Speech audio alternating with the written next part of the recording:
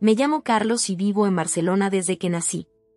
Siempre he sido un hombre sencillo, trabajando duro para ganarme la vida como profesor de secundaria. Mi vida dio un giro inesperado cuando conocí a Elena, hija de una de las familias más influyentes de la ciudad. A pesar de nuestros diferentes orígenes, nos enamoramos y nos casamos hace 2 años. Sin embargo, esta unión nunca fue bien recibida por su familia, en particular por su madre, Dolores. Dolores Castillo de Vega, mi suegra, es una mujer imponente, siempre vestida de punta en blanco, con una mirada penetrante que parece capaz de leerte el alma. Desde el principio, nunca ocultó su desprecio hacia mí, considerándome una oportunista que buscaba aprovecharse de la fortuna de su familia.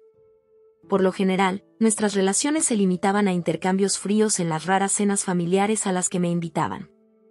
Por eso, el martes por la mañana, cuando sonó mi teléfono y vi el nombre de Dolores en la pantalla, sentí que se me aceleraba el corazón. Cogí el teléfono con inquietud. «Hola, Dolores», dije, intentando mantener la voz firme. Carlos, su voz era fría como siempre, pero esta vez había algo diferente. «Este viernes por la noche ofrezco una cena familiar en el Cele de Can Roca, en Gerona. Espero verte allí a las 20 en punto». Casi me atraganto. El Cele de Can Roca era uno de los restaurantes más exclusivos y renombrados de España, si no del mundo. Conseguir una reserva allí era casi imposible, incluso para las personalidades más influyentes. Por supuesto, Dolores. «Es muy generoso por tu parte», tartamudeé, sorprendido. «Esto no es generosidad, Carlos. Es un asunto familiar. No llegues tarde». Y con eso, colgó. Pasé el resto del día en un estado de confusión total. ¿Por qué Dolores me invitaba de repente a una cena tan prestigiosa? ¿Era un intento de reconciliación? ¿O había algo más siniestro detrás de la invitación? El viernes llegó más rápido de lo que me hubiera gustado. Elena estaba de viaje de negocios en el extranjero y no podía acompañarme, lo que aumentaba mi ansiedad. Pasé 1 hora eligiendo mi atuendo, y finalmente opté por mi mejor traje, un regalo de Elena por nuestro primer aniversario de boda. El viaje a Girona fue un torbellino de pensamientos y emociones. Intenté calmarme escuchando música clásica, pero ni siquiera las suaves melodías de Chopin pudieron calmar mis nervios. Cuando llegué al restaurante, me impresionó de inmediato. El edificio, una antigua granja reformada con gusto, desprendía un aura de elegancia y refinamiento. Había coches de lujo aparcados enfrente, testimonio del estatus de los clientes que frecuentaban este establecimiento. Respiré hondo antes de entrar. El interior era aún más impresionante que el exterior. Arte contemporáneo adornaba las paredes, contrastando armoniosamente con la arquitectura rústica del edificio. La atmósfera era tranquila, con una iluminación tenue que creaba un ambiente cálido e íntimo. Un mayordomo impecablemente vestido me recibió en la entrada. «Buenas noches, señor. ¿Podría decirme su nombre, por favor?», preguntó amablemente. «Carlos Mendoza». «Vengo a la cena de la familia Castillo de Vega», respondí, intentando parecer más seguro de lo que realmente era. Sus ojos se abrieron ligeramente ante la mención del apellido, e inmediatamente adoptó un tono más deferente. «Por supuesto, señor Mendoza. La familia le espera. Si me sigue». Me guió por el restaurante, pasando por delante de las mesas donde los comensales disfrutaban de lo que parecían obras de arte culinarias más que simples platos. El olor que flotaba en el aire era una mezcla embriagadora de aromas que nunca antes había experimentado. Finalmente, llegamos a una sección privada del restaurante. Allí, alrededor de una gran mesa redonda, estaba sentada la familia de Elena. Dolores estaba en el centro, como una reina presidiendo su corte. A su derecha estaba su marido, Antonio, un empresario de éxito que siempre había sido más cordial conmigo que su mujer. Estaban presentes los hermanos y hermanas de Elena, sus cónyuges e incluso algunos primos. En cuanto crucé el umbral, todas las miradas se volvieron hacia mí. Me invadió una oleada de inquietud. Las sonrisas que me saludaban parecían forzadas, casi muecas, y las miradas eran frías, calculadoras. Dolores se levantó con una sonrisa artificial en la cara. «Ah, Carlos. Por fin has llegado. Su tono sugería que llegaba tarde, aunque había llegado precisamente a la hora acordada. Buenas noches, Dolores, respondí mientras me acercaba para besarla, como era costumbre. Se puso rígida cuando la toqué y se apartó rápidamente. Buenas noches, Carlos, dijo Antonio, levantándose para darme la mano. Su sonrisa parecía más genuina, pero sus ojos delataban cierta preocupación. Nos alegra que hayas venido esta noche. Saludé al resto de la familia, intercambiando banalidades y sonrisas forzadas. El ambiente era tenso, cargado de una electricidad invisible que me incomodaba. Carlos, ¿por qué no te sientas aquí?, sugirió Dolores, señalando una silla vacía en el extremo opuesto de la mesa, alejada del resto de la familia. Dudé un momento, sorprendido por esta disposición. Normalmente, en las raras ocasiones en que me invitaban a actos familiares, me sentaban junto a Elena o al menos entre los demás miembros de la familia. Este repentino aislamiento me hizo fruncir el ceño. Pensé que podría sentarme aquí, dije, indicando un asiento libre entre dos de los hermanos de Elena. El rostro de Dolores se endureció. No, Carlos. Tu sitio está allí. Tenemos cosas importantes que discutir como familia esta noche. Sus palabras me golpearon como un puñetazo en el estómago. Como una familia. La implicación era clara, yo no era uno de ellos. Resignado, me dirigí a la silla designada. Al sentarme, me di cuenta de que mi cubierto era diferente al de los demás. Mientras el resto de la mesa estaba adornada con vajilla fina y cubiertos de plata, mi plato era sencillo, casi barato en comparación. El sumiller se acercó a la mesa y presentó una botella de vino de aspecto caro. Comenzó a servir a cada miembro de la familia y se detuvo en seco cuando llegó a mí. Lanzó una mirada interrogativa a Dolores, que meneó ligeramente la cabeza. El mensaje era claro, nada de vino para mí. Comenzó la cena y con ella un desfile de platos, cada uno más exquisito que el anterior. Desde los entremeses hasta los postres, cada plato era una sinfonía de sabores y texturas. Sin embargo, no pude disfrutar plenamente de ninguno de ellos. La hostilidad palpable de la familia, las miradas de reojo y los susurros convirtieron lo que debería haber sido una experiencia gastronómica excepcional en una prueba de paciencia y resistencia. La conversación en la mesa principal era animada, salpicada de risas y exclamaciones de agradecimiento por la comida. De vez en cuando, alguien me miraba, como para asegurarse de que seguía allí, aislado en mi rincón. Hacia el final de la comida, mientras servían el postre, Dolores se levantó con su copa de vino en la mano. La mesa se quedó en silencio. Queridos miembros de la familia, comenzó, su voz se extendió por toda la sala. Me gustaría proponer un brindis. Por nuestro éxito continuado, por nuestra unidad como familia y por nuestra capacidad para reconocer y eliminar los elementos indeseables que amenazan nuestra armonía. Sus ojos se clavaron en mí cuando dijo esas últimas palabras y sentí que se me estrujaba el corazón. El resto de la familia levantó sus copas y murmuró salud mientras yo me quedaba allí, con las manos vacías y el corazón encogido. Fue entonces cuando me di cuenta. Esta invitación no era un intento de reconciliación. Era una humillación pública, una forma de mostrarme claramente que yo no pertenecía a este mundo, a esta familia. A medida que la cena se acercaba a su fin y las conversaciones se animaban bajo el efecto del vino, me encontré contemplando mi situación. ¿Cómo había llegado a esto? ¿Cómo el amor que compartía con Elena había desembocado en tanta hostilidad? Y, sobre todo, ¿qué iba a ocurrir a continuación? A medida que la cena se acercaba a su fin, podía sentir el peso de las miradas hostiles que pesaban sobre mí. El ambiente era pesado, cargado de una tensión palpable que parecía a punto de estallar en cualquier momento. Entonces Dolores se levantó de nuevo, con su copa de vino en la mano. Su mirada penetrante se clavó en mí y supe al instante que lo peor estaba por llegar. Carlos, dijo con una voz melosa que no presagiaba nada bueno, ¿por qué no te unes a nosotros en la mesa principal? Tenemos algo importante que discutir. Con el corazón palpitante, me levanté de mi silla aislada y me acerqué a la mesa donde estaba sentado el resto de la familia. Todos me miraban, algunos con curiosidad, otros con desprecio apenas disimulado. Dolores hizo un gesto teatral con la mano, invitándome a sentarme en una silla que acababan de añadir al extremo de la mesa. Me acomodé en ella, sintiéndome incómodo, presintiendo que estaba a punto de ser juzgado por un despiadado tribunal familiar. Carlos, comenzó Dolores, con la voz empapada de una falsa miel, hace ya 2 años que te casaste con nuestra querida Elena. 2 largos años durante los cuales hemos observado tu comportamiento.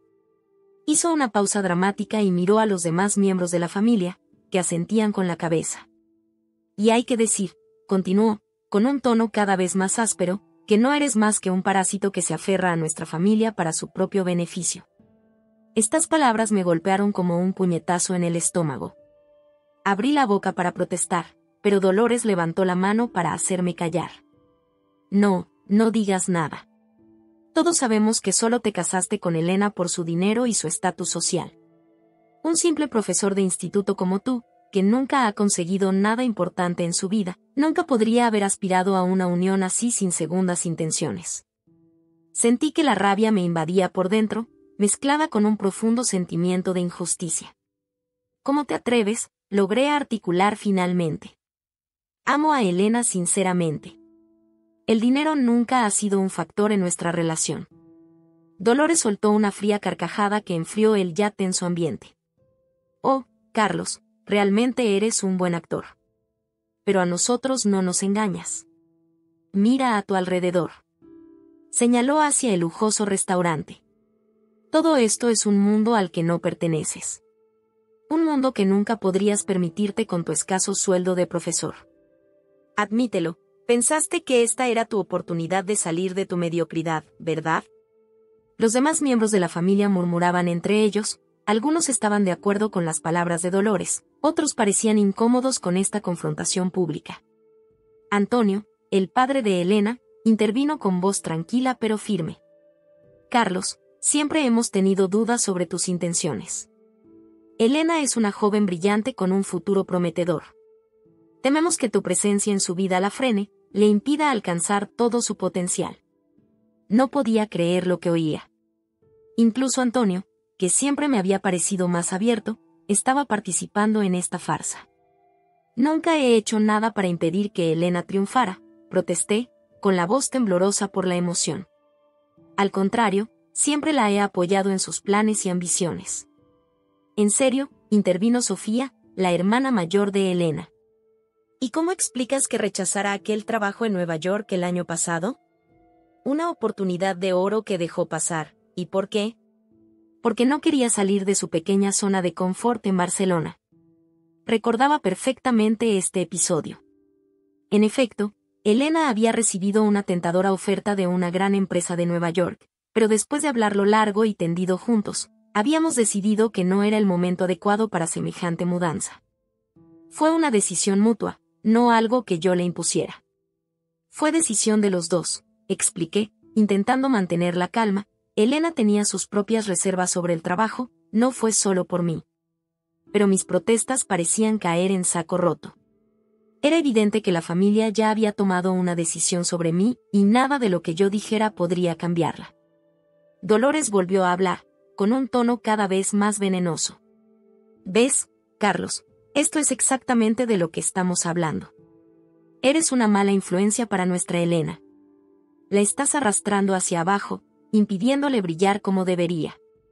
Hizo una pausa y añadió con una sonrisa malévola, pero no te preocupes, hemos encontrado una solución a este problema. Se me encogió el corazón. ¿Qué estaban planeando? ¿Un divorcio forzado? ¿Una oferta de dinero para sacarme de la vida de Elena?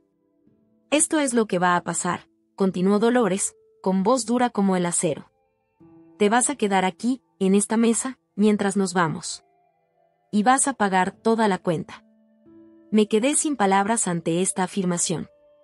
La factura de una comida así, en uno de los restaurantes más prestigiosos de España, para una docena de personas, debía de ser astronómica. Muy por encima de mis posibilidades. Eso es absurdo, balbuceé. No puedo pagar semejante suma. Es imposible. Dolores se encogió de hombros con fingida indiferencia. Oh, pero ese es tu problema, no el nuestro. Considéralo una lección, Carlos. Una lección de lo que pasa cuando intentas elevarte por encima de tu condición. Se volvió hacia el resto de la familia. Vamos, hemos terminado aquí. Uno a uno, los miembros de la familia se levantaron, dirigiéndome miradas mezcladas de desprecio y lástima. Algunos parecían incómodos con la situación, pero nadie se atrevió a oponerse a Dolores. Cuando estaban a punto de marcharse, Dolores se inclinó hacia mí y me susurró con voz apenas audible: una sanguijuela como tú no tiene cabida en nuestra familia. Quédate aquí y paga la cuenta. Es lo menos que puedes hacer después de aprovecharte de nosotros durante tanto tiempo. Y con eso, se fueron, dejándome solo en la gran mesa, aturdido y humillado. Me quedé inmóvil durante lo que me pareció una eternidad. Los demás comensales del restaurante me miraban con curiosidad, probablemente preguntándose qué podía haber pasado para dejar a un hombre así en mitad de una comida. El maitre se acercó con cara de preocupación. «Señor, ¿va todo bien?» «Su familia». «Se han ido», respondí con voz estrangulada. Me dejaron aquí para pagar la cuenta». El camarero parecía sorprendido. «Ya veo. ¿Quiere que le traiga la cuenta ahora?» Asentí, resignado. Unos minutos más tarde, regresó con una pequeña bandeja de plata sobre la que descansaba un papel. Con aprensión, lo cogí y eché un vistazo a la cantidad. El corazón me dio un vuelco. La cifra que tenía delante era astronómica, muy superior a lo que había ganado en varios meses. ¿Cómo podría pagar semejante suma? Presa del pánico, saqué el móvil y me temblaban las manos. Tenía que llamar a Elena y explicarle la situación. Pero al marcar su número, me asaltó un pensamiento: ¿y si ella lo sabía? ¿Y si hubiera aprobado este cruel plan orquestado por su madre? No, pensé. Elena nunca habría sancionado tal humillación. Ella me amaba, estaba seguro. Nuestro amor era real, sin importar lo que su familia pudiera pensar. Mientras pensaba frenéticamente en una solución, de repente me vino una idea a la cabeza. Una idea loca y desesperada, pero que tal vez podría sacarme de esta situación de pesadilla. Me acordé de mi amigo de la infancia, Javier. Habíamos crecido juntos en las calles de Barcelona, compartiendo sueños y esperanzas. La vida nos había separado, pero habíamos seguido en contacto. Y Javier había triunfado, y mucho. Se había convertido en un reputado crítico gastronómico que trabajaba para la prestigiosa guía Michelin. Con manos temblorosas, marqué su número. Cada llamada parecía durar una eternidad. Finalmente, oí su voz familiar. «Javier», dije, intentando controlar el temblor de mi voz. «Necesito tu ayuda. Estoy en una situación desesperada». Le expliqué rápidamente la situación, la cena, la humillación, la factura astronómica que no podía pagar. Javier escuchó en silencio y luego soltó un largo suspiro. «Carlos, amigo mío», dijo al fin. «Lo que te han hecho tus suegros es inaceptable. Espera aquí, lo solucionaré». Me invadió el alivio, mezclado con una pizca de aprensión. ¿Qué iba a hacer Javier? ¿Cómo iba a resolver esta situación imposible? Mientras esperaba, ensimismada, no podía dejar de pensar en los acontecimientos de la noche. ¿Cómo se me había podido ir tanto de las manos? ¿Cómo pudo la familia de Elena tratarme con tanto desprecio y crueldad? Me sentí humillada, destrozada, pero también enfadada. Enfadado con Dolores y su familia por su despreciable comportamiento, pero también enfadado conmigo mismo por permitir que llegara a esto. Debería haberme enfrentado a Dolores hace mucho tiempo, debería haber. Mis pensamientos se ven interrumpidos por la apresurada llegada del encargado del restaurante. Iba casi corriendo, con la cara pálida y sudorosa. Detrás de él vi al maitre, con la misma cara de pánico. ¿Qué había pasado? ¿Qué había hecho Javier? El gerente del restaurante, un hombre de unos 50 años con un traje impecable, se detuvo en seco delante de mi mesa. Tenía la cara pálida y gotas de sudor en la frente. Respiró hondo antes de dirigirse a mí con voz temblorosa. «Señor Mendoza, acepte nuestras más sinceras disculpas por este malentendido. Lamentamos profundamente la situación». Le miré, estupefacta. ¿Qué había ocurrido? Hacía solo unos minutos, era una paria abandonada por mis suegros, incapaz de pagar una cuenta astronómica. ¿Y ahora el jefe del restaurante me pedía disculpas? No, no lo entiendo, balbuceé, aún en estado de shock por los acontecimientos de la noche. El director miró nervioso a su alrededor antes de inclinarse hacia mí, bajando la voz. Señor Mendoza, acabamos de recibir una llamada del señor Javier Torres, inspector de la guía Michelin. Nos ha informado de su situación. El corazón me dio un brinco en el pecho. Javier había actuado con rapidez, pero ¿qué podía haber dicho para provocar semejante reacción? Mi estado, repetí, intentando mantener una expresión neutra a pesar de mi confusión. Sí, su condición de influyente crítico gastronómico, murmuró el gerente, como si temiera ser escuchado. Estamos absolutamente mortificados de que haya sido tratado de esta manera en nuestro establecimiento. No es en absoluto representativo de nuestros estándares de servicio. Me quedé mudo durante unos segundos, dándome cuenta de repente de lo que había hecho Javier. Había utilizado su posición e influencia para hacerme pasar por un importante crítico gastronómico. Era mentira, claro, pero podía salvarme de una situación desastrosa. Ya veo, dije finalmente, decidiendo seguirle el juego.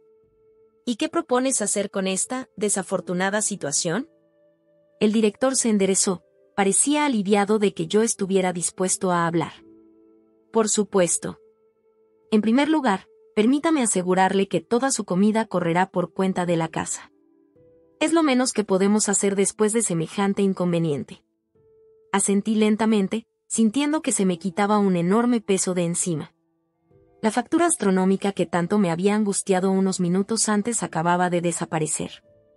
Además, continuó el gerente, nos gustaría ofrecerle un postre especial, preparado personalmente por nuestro chef, galardonado con una estrella Michelin. Es una creación única que suele reservar para nuestros clientes más prestigiosos. Es usted muy amable, respondí, tratando de mantener una fachada de calma y profesionalidad a pesar del torbellino de emociones que me embargaba.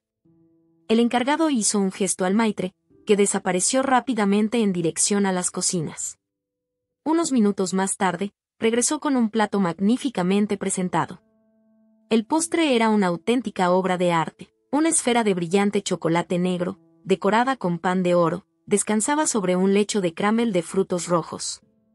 Esta es nuestra esfera de oro, señor Mendoza, anunció orgulloso el gerente. Una creación exclusiva de nuestro chef, Joan Roca. El chocolate negro está relleno de una ligera mousse de vainilla de Madagascar y un corazón fluido de fruta de la pasión. Todo ello acompañado de helado de albahaca y una reducción de vinagre balsámico de 25 años. Contemplé el postre, impresionada a pesar mío por su belleza y refinamiento. Ni en mis mejores sueños habría imaginado degustar semejante creación culinaria. Justo cuando estaba a punto de empezar con el postre, el gerente volvió a hablar, tan nervioso como siempre. Señor Mendoza, esperamos sinceramente que este incidente no afecte a su juicio sobre nuestro establecimiento. El CL de Can Roca siempre se ha enorgullecido de su servicio impecable y su cocina innovadora.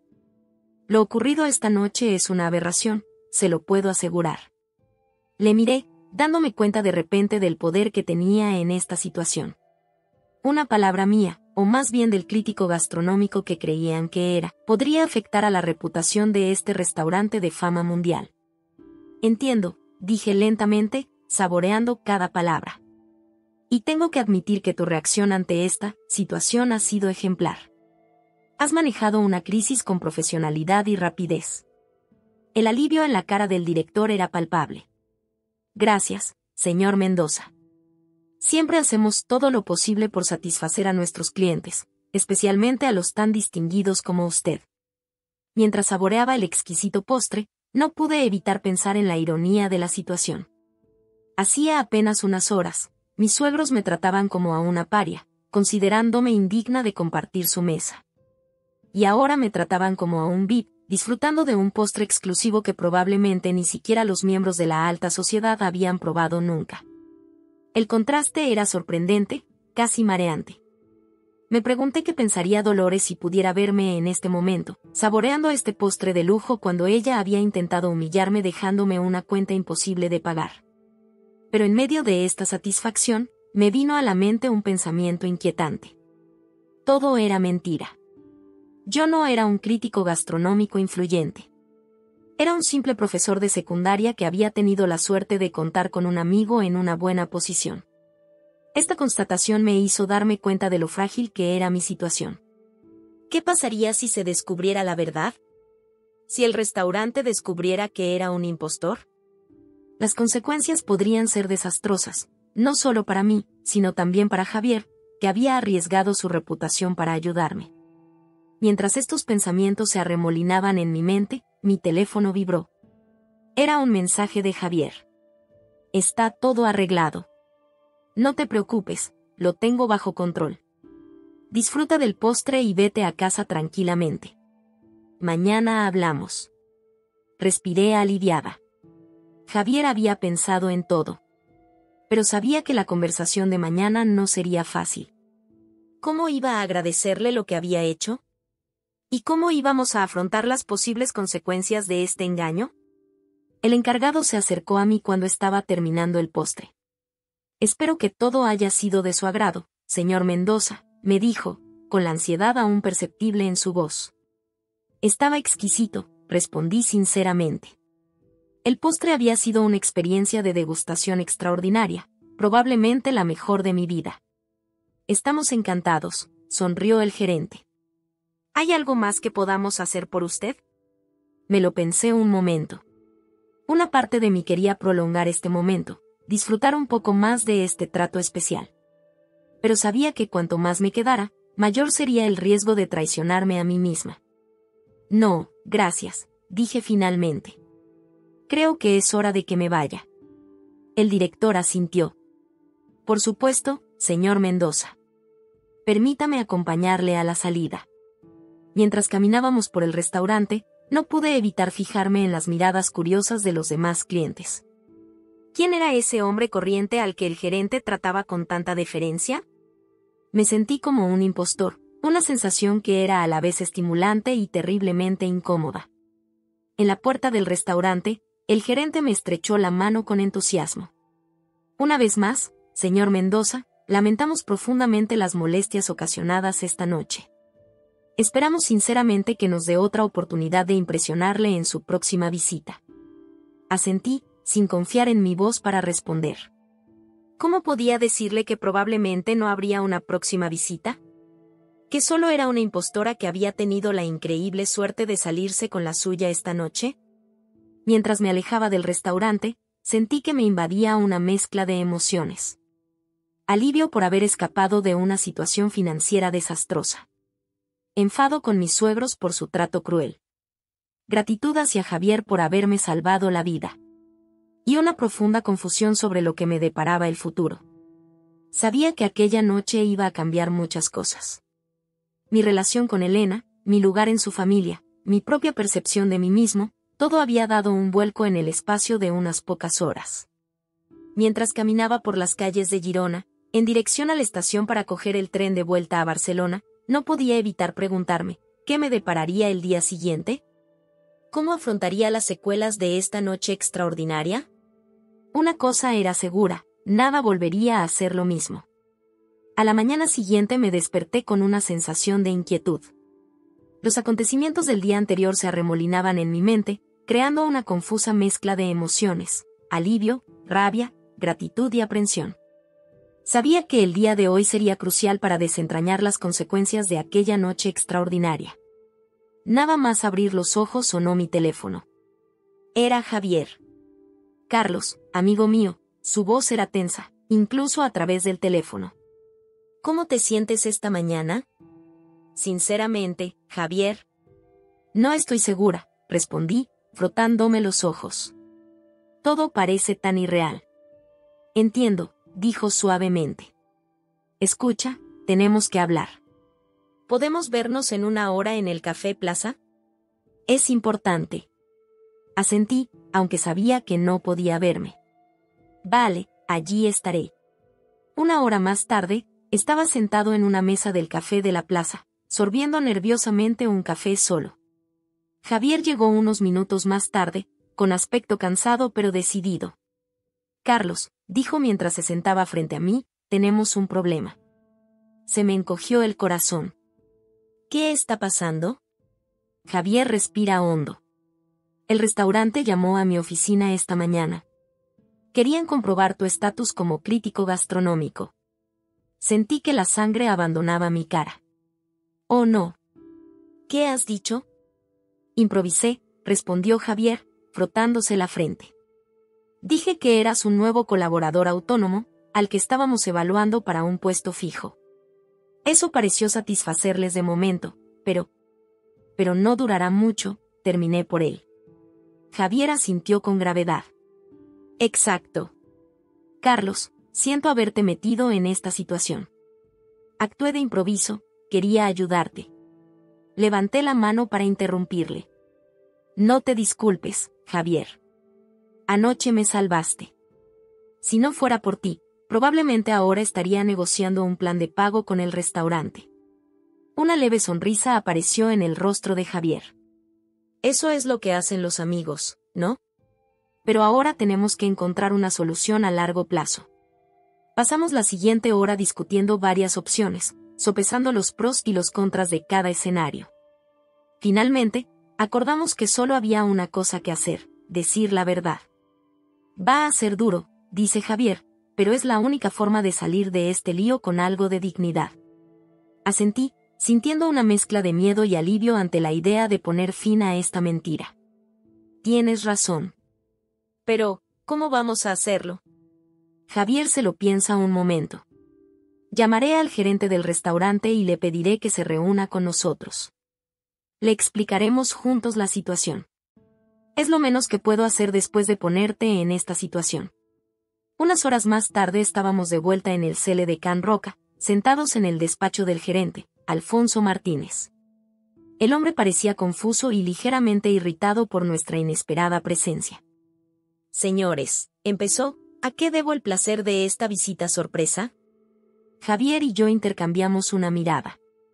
Era el momento de la verdad. Señor Martínez, empecé, con un nudo en la garganta, estamos aquí para disculparnos y decirle la verdad. El rostro de Alfonso se endurece, ¿la verdad? ¿Sobre qué exactamente? Respiré hondo y me lancé a contarle los acontecimientos del día anterior. Le hablé de mis suegros, de su trato cruel y de la factura astronómica que me habían dejado. Le expliqué cómo, desesperada, había pedido ayuda a Javier, y cómo él había improvisado la mentira de que yo era crítica gastronómica. Mientras hablaba, vi que la cara de Alfonso pasaba de la confusión al enfado y luego a una especie de resignada comprensión. Cuando terminé, se hizo un gran silencio en la habitación. Alfonso nos miró a cada uno por turno, sus ojos reflejaban una compleja mezcla de emociones. Finalmente, tomó la palabra. Tengo que admitir que es una historia bastante extraordinaria. Y supongo que debería estar furioso contigo por este engaño. Javier y yo contuvimos la respiración, esperando la sentencia.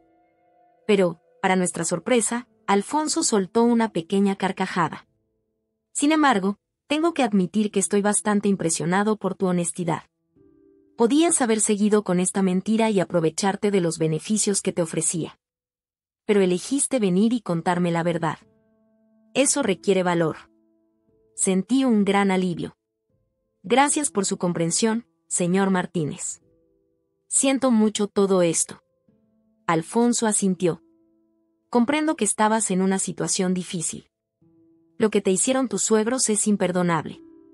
Sin embargo, no puedo ignorar por completo este engaño. Se volvió hacia Javier. Señor Torres, espero que comprenda que este incidente podría repercutir en su credibilidad como inspector de la guía Michelin. Javier asintió con gravedad. Soy plenamente consciente de las posibles consecuencias de mis actos, señor Martínez. Estoy dispuesto a asumir toda la responsabilidad. Alfonso pareció pensárselo un momento y luego suspiró. Esto es lo que vamos a hacer. Señor Mendoza, pagará usted la cuenta de la comida de anoche, pero al precio normal, sin los extras que añadimos pensando que era usted un crítico. Señor Torres, no denunciaré este incidente a la guía Michelin, pero espero que en el futuro haga una crítica justa e imparcial de nuestro establecimiento. Javier y yo intercambiamos miradas de alivio. Era más de lo que nos habíamos atrevido a esperar. Gracias, señor Martínez, dije sinceramente. Su generosidad es verdaderamente. Pero Alfonso me interrumpió con un gesto de la mano. No me dé las gracias todavía, señor Mendoza. Tengo una condición más. Contuve la respiración. ¿Cuál? Una sonrisa pícara apareció en el rostro de Alfonso. Quiero conocer a tu suegra. Le miré, estupefacta. ¿Mi suegra? ¿Pero por qué? Porque, respondió Alfonso, ampliando su sonrisa, creo que se merece una pequeña lección de cómo tratar a la gente con respeto, sean ricos o pobres, influyentes o no. No pude evitar devolverle la sonrisa. La idea de que Dolores recibiera una lección de humildad era demasiado tentadora para rechazarla. De acuerdo, dije. Lo arreglaré. Unos días más tarde me encontré de nuevo en el cele de Can Roca, esta vez acompañado por Dolores. Ella había aceptado la invitación a regañadientes, pensando que era un intento por mi parte de enmendar el incidente de la cena. Cuando entramos en el restaurante, Alfonso nos estaba esperando en la entrada. Su rostro se iluminó con una cálida sonrisa. Señor Mendoza. Es un placer volver a verle, dijo, estrechándome la mano calurosamente. Luego, dirigiéndose a Dolores, y usted debe de ser la señora Castillo de Vega. Es un honor recibirla en nuestro humilde establecimiento. Dolores pareció sorprendida por esta entusiasta bienvenida. Gracias, balbuceó. Alfonso nos condujo a una mesa especial en un rincón tranquilo del restaurante. Hoy os he preparado un menú especial, anunció guiñándome un ojo. Mientras nos acomodábamos, vi que Dolores miraba a su alrededor con una expresión mezcla de confusión e irritación. Estaba claro que no le gustaba que la pillaran desprevenida. La comida que siguió fue una verdadera experiencia gastronómica. Cada plato era una explosión de sabores y texturas, presentados con una elegancia que rozaba lo artístico. Alfonso se acercaba regularmente a nuestra mesa para explicarnos cada creación, prestando especial atención a mis comentarios y reacciones. A medida que avanzaba la comida, vi que la expresión de Dolores cambiaba de irritación a confusión y luego a una especie de admiración reacia. Obviamente, no entendía por qué me trataban con tanta consideración. Por fin, justo cuando se servía el postre, Alfonso se sentó a nuestra mesa. Espero que hayan disfrutado de la comida, dice, mirándonos a cada uno por turno. Dolores asintió, claramente impresionada a su pesar. Fue exquisito, admitió. Alfonso sonríe, estoy encantado. Sabe, señora Castillo de Vega, tenemos una filosofía particular aquí en el cele de Can Roca. Creemos que cada cliente merece ser tratado con el máximo respeto, sea cual sea su posición social o su riqueza. Dolores se puso un poco rígida, probablemente presintiendo la lección que se le venía encima. Su yerno, por ejemplo, continuó Alfonso, es uno de nuestros clientes más apreciados. No por su estatus o su riqueza, sino por su amabilidad, su humildad y su sincero aprecio por nuestro trabajo. Vi cómo Dolores abría los ojos, sorprendida. De hecho, concluye Alfonso, creemos que personas como el señor Mendoza son la verdadera riqueza de nuestra empresa. Nos recuerdan que el verdadero valor de una persona no se mide por el grosor de su cartera, sino por la bondad de su corazón. Alfonso se levantó y nos dejó solos. Se hizo un gran silencio entre Dolores y yo. Casi podía ver cómo giraban los engranajes de su mente mientras digería esta inesperada lección. Por fin me miró. Por primera vez desde que la conocí, vi un atisbo de respeto en sus ojos. Carlos, dijo en voz baja, creo que te debo una disculpa. Los días siguientes a nuestra cena en el cele de Can Roca fueron como un torbellino de emociones y cambios. Las palabras de Dolores, Carlos, creo que te debo una disculpa, aún resonaban en mi mente, como el eco lejano de un cambio que nunca había creído posible. Al día siguiente de nuestra cena, Elena regresó de su viaje de negocios. Aún recuerdo su expresión de confusión cuando entró en nuestro piso y me encontró sentado en el sofá, ensimismado. «Carlos, ¿estás bien?», me preguntó, dejando la maleta y acercándose a mí con preocupación. La miré sin saber por dónde empezar. ¿Cómo explicarle la montaña rusa emocional de los últimos días? ¿Cómo podía hacerle entender la crueldad de su familia, la traición que había sentido y el inesperado giro de los acontecimientos? Elena, empecé suavemente, han pasado muchas cosas mientras has estado fuera. Tenemos que hablar. Durante las horas siguientes, se lo conté todo. La desastrosa cena, la humillación pública orquestada por su madre, mi desesperado llamamiento a Javier, el engaño del crítico gastronómico y, por último, la lección de humildad de Alfonso para Dolores. Mientras hablaba, vi cómo el rostro de Elena atravesaba toda una gama de emociones, conmoción, rabia, vergüenza y, finalmente, una profunda tristeza. Carlos, dijo finalmente, con lágrimas en los ojos, lo siento tanto, tanto. Nunca imaginé que mi familia pudiera hacer algo tan cruel. Tomé sus manos entre las mías. No es culpa tuya, Elena. Ni siquiera estabas allí. Sacudió la cabeza. Tal vez, pero debería haber visto las señales. Debería haberme dado cuenta de cuánto te despreciaba mi madre. Debería haberte protegido. Permanecimos en silencio un momento, dejando que el peso de estas revelaciones se asentara entre nosotros.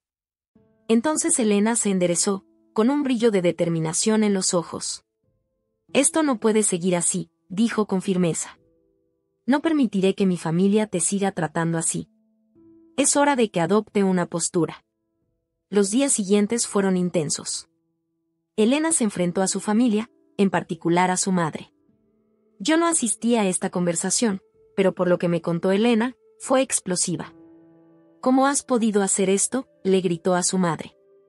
Carlos es mi marido, el hombre al que amo. ¿Cómo has podido tratarle con tanto desprecio y crueldad? Dolores intentó justificarse, hablando de proteger a la familia y mantener su estatus social, pero Elena no la escuchó. Si esa es tu definición de familia, le había dicho, entonces ya no quiero formar parte de ella. Estas palabras habían conmocionado a la familia Castillo de Vega. Antonio, el padre de Elena, había intentado mediar, pero el daño ya estaba hecho. Elena había tomado una decisión, iba a distanciarse de su familia, al menos hasta que aceptaran plenamente nuestro matrimonio y me trataran con el respeto que merecía. La decisión de Elena tuvo repercusiones importantes. En primer lugar, rechazó el dinero que sus padres le enviaban regularmente y decidió que viviríamos únicamente de nuestros propios ingresos. Fue una adaptación difícil al principio, pero nos unió aún más. Aprendimos a gestionar juntos nuestro presupuesto, a hacer elecciones y sacrificios. Cada pequeña victoria financiera la celebrábamos como un triunfo. Entonces Elena decidió dejar su trabajo en la empresa familiar. Quizá fue la decisión más difícil para ella, porque le encantaba su trabajo. Pero ya no podía soportar la idea de trabajar junto a personas que me habían tratado con tanto desprecio. Encontraré otro trabajo, me dijo decidida. Un trabajo en el que se me juzgue por mis propios méritos, no por mi apellido. Las semanas siguientes fueron difíciles. Elena pasó por momentos de duda y tristeza, a veces lamentando la ruptura con su familia. Había noches en las que la encontraba llorando, mirando viejas fotos familiares. En esos momentos, le estrechaba entre mis brazos, recordándole que juntos éramos fuertes, que podíamos superar esta prueba. Al mismo tiempo, ocurrió algo inesperado. La historia de lo ocurrido en el cele de Can Roca empezó a difundirse en los círculos de la alta sociedad barcelonesa. Al principio, solo eran susurros y rumores. Pero pronto la historia cobró fuerza. Se contaba que Dolores Castillo de Vega, la gran dama de la sociedad barcelonesa, había humillado públicamente a su yerno en uno de los restaurantes más prestigiosos de España. Se habló de su cruel comportamiento, de su desprecio por alguien a quien consideraba socialmente inferior. Y se contaba que ese yerno había resultado ser un influyente crítico gastronómico, aunque esa parte de la historia se basaba en un malentendido, que había sido tratado a cuerpo de rey por el personal del restaurante.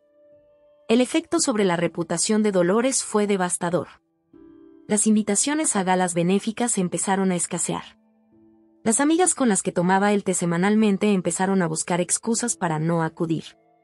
Incluso en los círculos de negocios de Antonio, la gente empezó a murmurar que los Castillo de Vega podrían no ser los socios ideales.